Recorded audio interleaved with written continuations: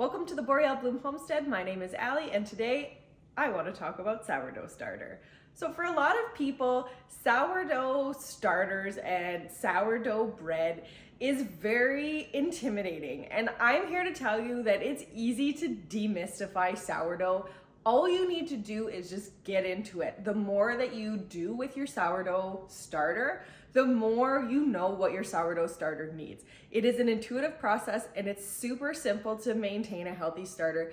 Even if you've forgotten it at the back of your fridge for 4 months and 17 days, like I have in the past, a good healthy starter will come back and will produce beautiful loaves for you. If you're watching this video and you're looking at a sourdough starter going, I don't even know, maybe somebody gifted you one, maybe you've been nurturing one on the counter for the last week. Either way, I think the most important place to start with the sourdough starter is how to feed it, because it is technically a living thing and it needs to be fed. So inside of this jar is water, flour, and active yeast and bacteria. So the yeast and the microbes in this starter are what is used to leaven bread. In order to leaven bread properly without commercial yeast, you need to have a really healthy starter. And the way to do that is through regular feedings. Regular feedings might mean something different to you than it does to me, but for me, in my opinion, regular feeding of your sourdough needs to happen when the starter is hungry.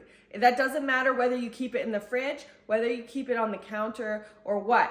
It needs to be fed when it's hungry, and that is how you support a strong colony of yeast in this starter. So what we're looking for when I say feeding the starter because it's hungry is you want to look at your starter. So this one, you can see I fed it last night, and as it rose, it expanded to about there, and then it started to sink back down. So that to me means that this starter has effectively used all of the food that I fed it last night, and now it's starting to shrink back down. And those are called slide marks, and they're a telltale sign that your starter is starting to be ready to be fed. Another excellent sign that your sourdough starter needs to be fed is hooch. So hooch is a byproduct of the fermentation process. As the yeast and microbes in your starter consume all of the available starches and sugars, they continue to break down and create hooch. So I have my sourdough discard here, but this is a great example of hooch. So if you look here, you can see that there's a layer of liquid sitting on top of this. So this is discard, but it is hungry because it has not been fed, and I've been storing it in my fridge for discard recipes, but it shows exactly what I'm talking about. So if you ever see a liquid hanging out on the top of your sourdough starter, it's hungry. So that's a great time that you need to feed it. Hooch actually changes color over the development of the hooch, so it can get like quite a dark gray black. If you run into that situation, stir it into your starter and just feed your starter. If you get to the point where you have hooch, your starter may need a couple of feedings to get back to 100% before you can use it for bread. But that's a minor sacrifice. So, okay, signs that your starter needs to be hungry. The bubbles are deflating, there is slide marks on the jar, or you have hooch. Once we've determined that it's time to feed our starter, then we actually have a little bit of work to do. This process is really simple, and it takes almost no time at all. I feed my starter usually every morning while I'm waiting for my coffee to brew, but sometimes I'll feed it in the evening or late at night, like just before bed, so that it's primed and ready in case I want to make like same day sourdough. Now that all that is out of the way, it's time to feed the starter. So I have a few things that I do that I find make the process easier, so I'll share those with you as I go along.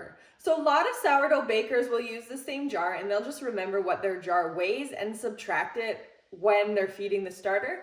But for me, I find it's actually easier to use a clean jar. I place it on the scale and I zero out the scale, and then I can really rapidly and easily do my feed without having any math involved. And I know that sounds sad because, you know, whatever, it's quick mental math.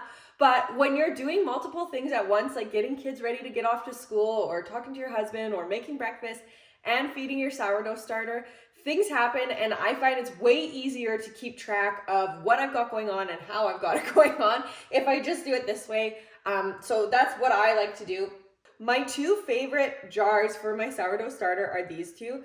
The reason being is that they have a wide mouth and straight sides with no shoulders. So when you're using sourdough starter, it's really sticky and tacky, and it can be a little bit difficult to clean out of dirty jars if it has a shoulder.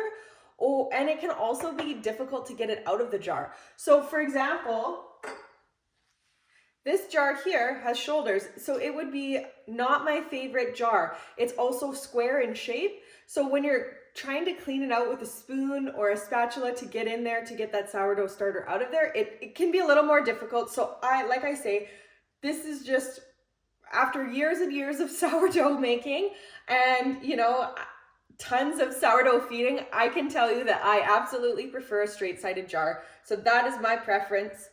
But one of the things that I do is I start with a clean jar, I place it on my scale, and I zero out my scale. So then I'm starting from scratch.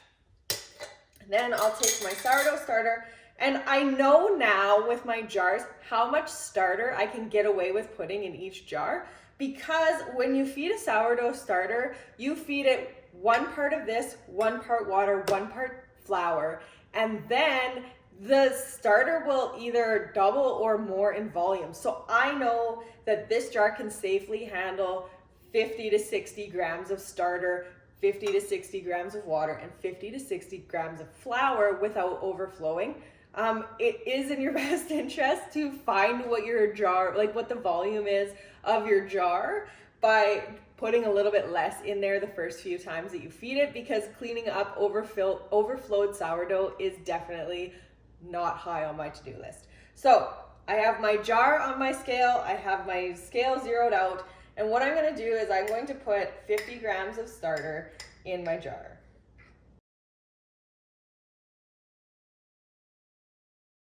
So this starter is just starting to get hungry. It's still a little sticky. It's a little bit harder to work with, but I'm working with natural light here in the house, so I'm feeding it a little bit ahead of schedule.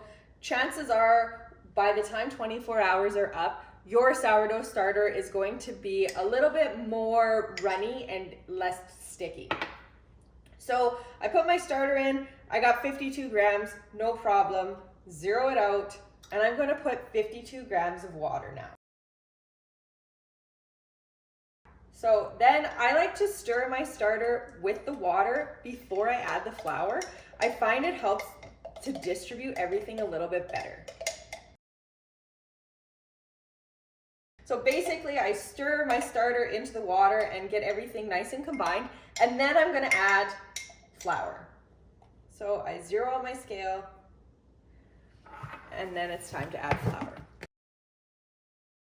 I keep a small spoon in my flour bin at all times just for feeding sourdough, so it's super easy. And I'm going to put 52 grams of flour. Perfect. And then again, you just stir it all together. This is when it gets really sticky, and it's a little gross, but that's okay.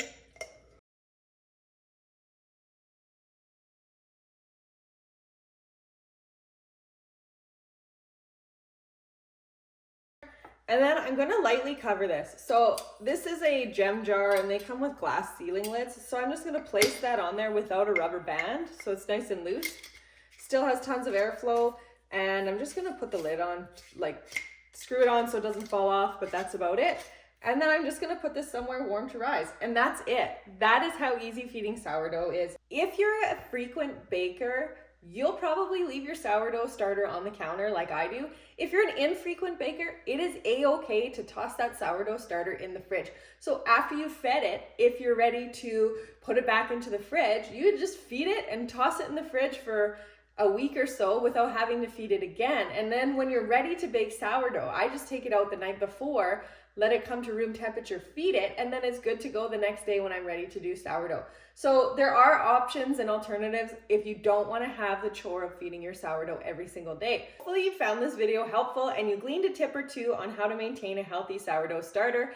I absolutely love baking with sourdough, and I am hoping that everybody gets on board with sourdough. It is a huge passion of mine. I have almost 50 posts regarding sourdough, including recipes and guides and stuff on my food blog. Like, I am definitely passionate about sourdough. So if you have any questions, definitely drop them in the comments below and I would love to answer them to the best of my ability. And if you have any tips or something that you think that would streamline my process, absolutely hit me up with that, because I'm all about working smarter, not harder. Thanks again for watching. I'm Allie, and we'll see you next time here on the Boreal Bloom Homestead.